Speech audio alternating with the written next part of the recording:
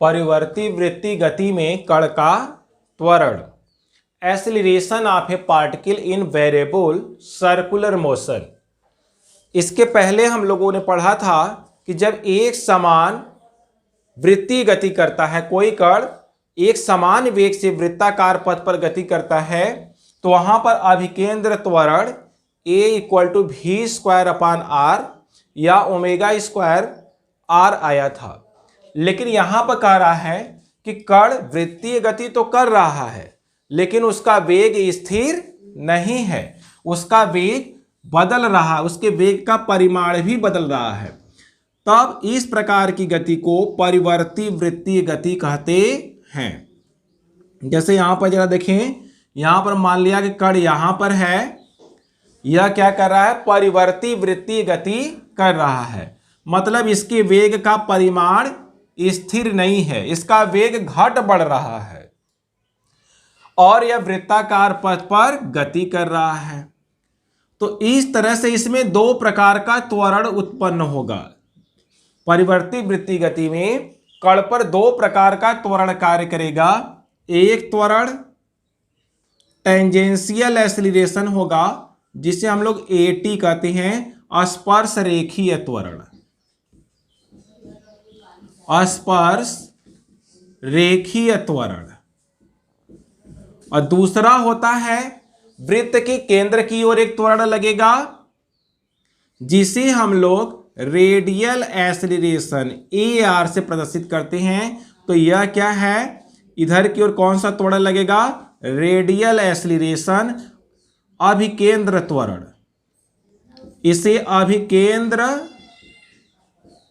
त्वरण, इसे अभिकेंद्र त्वरण या त्रिज्य त्वरण भी कहते हैं।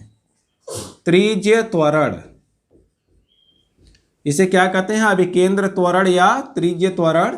सेंट्रीपिटल एक्सीलरेशन या रेडियल एक्सीलरेशन दोनों एक ही होता है, अभिकेंद्र त्वरण या त्रिज्य त्वरण दोनों एक ही होता है।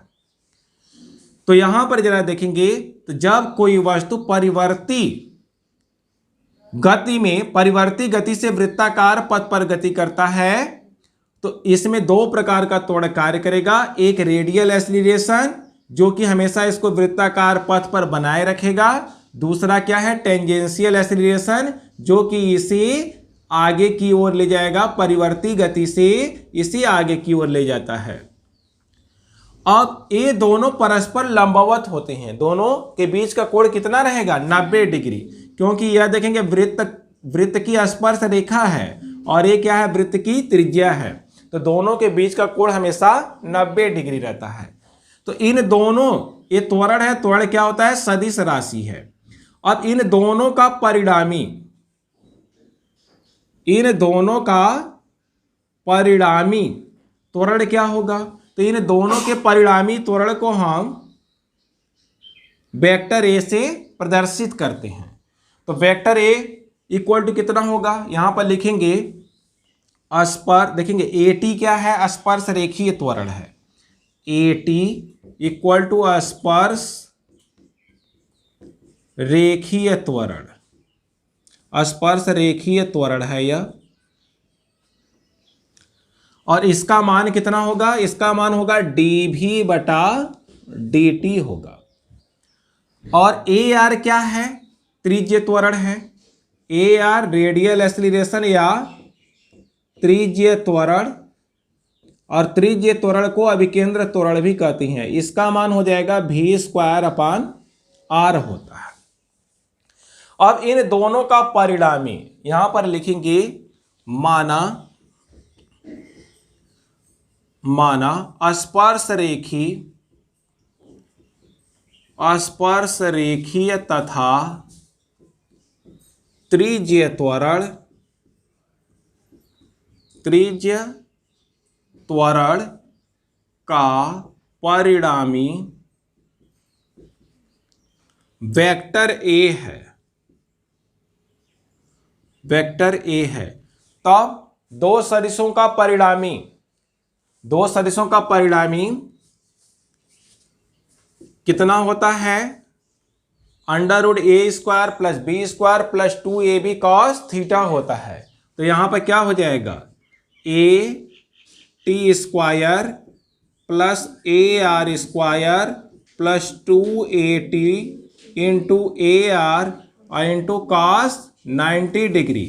क्यों? क्योंकि दोनों के बीच का कोण 90 डिग्री है। और यहां पर क्या AT और AR क्या है? इसका परिमाण है। जो यहां पर स्पर्श रेखीय त्वरण है AT क्या है? उसका परिमाण है। और जो वेक्टर AR है उसका परिमाण कितना है? मैग्नीट्यूड कितना है? AR। और A क्या है? इस परिणामी त्वरण का परिमाण है। तो A इक्वल टू इनका रिजल्टेंट, इन दोनों का रिजल्टेंट परिणामी कितना हो जाएगा?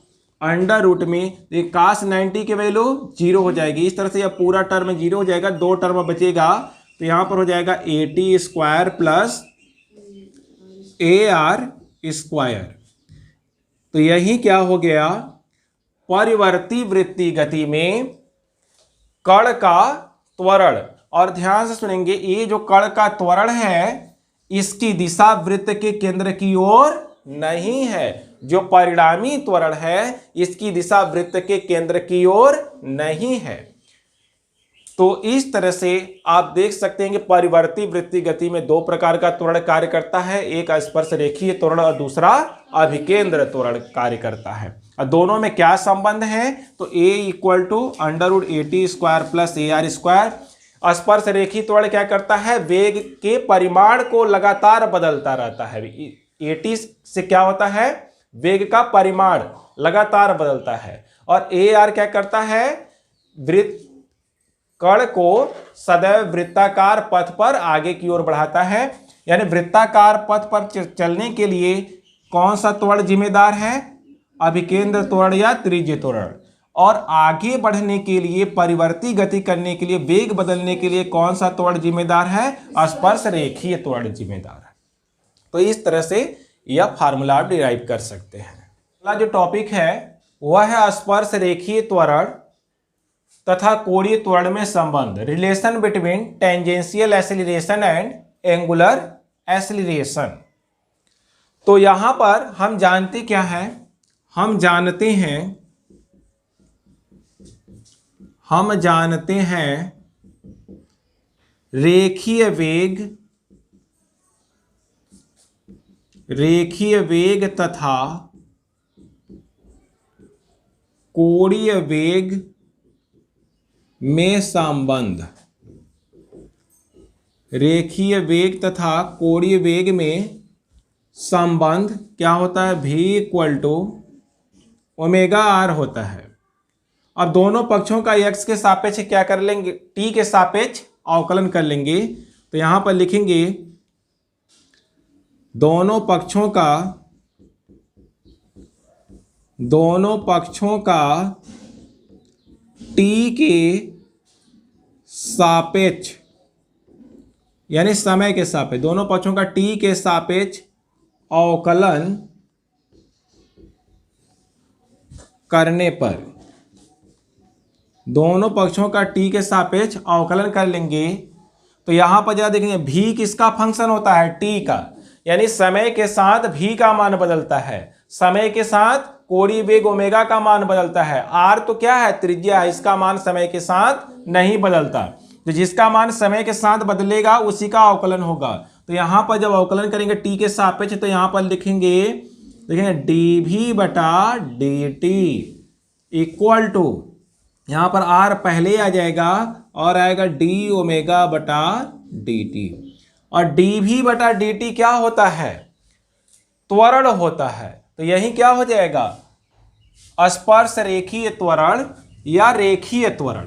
तो यहां पर जरा देखेंगे, इसको लिख देंगे AT, यही क्या हो जाएगा? dv बटा dt स्पर्श रेखीय त्वरण हो जाएगा। और यहां पर यह r है और ओमेगा क्या होता है? कोणीय वेग होता है। जब उसमें समय से भाग कर देंगे तो क्या आ जाएगा? कोणीय त्वरण आ जाएगा। तो यहां पर r और कोणीय त्वरण को हम लोग अल्फा से प्रदर्शित करते हैं। तो इस तरह से AT इक्वल टू आ गया r इंटू अल्फा, या इसको हम लोग ऐसे भी लिख सकते हैं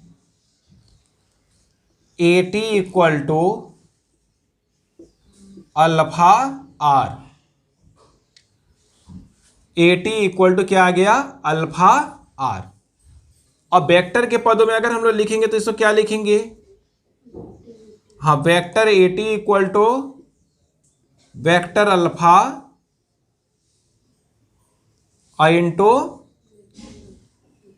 इंटू वेक्टर आर, इस तरह से इसको लिख सकते हैं।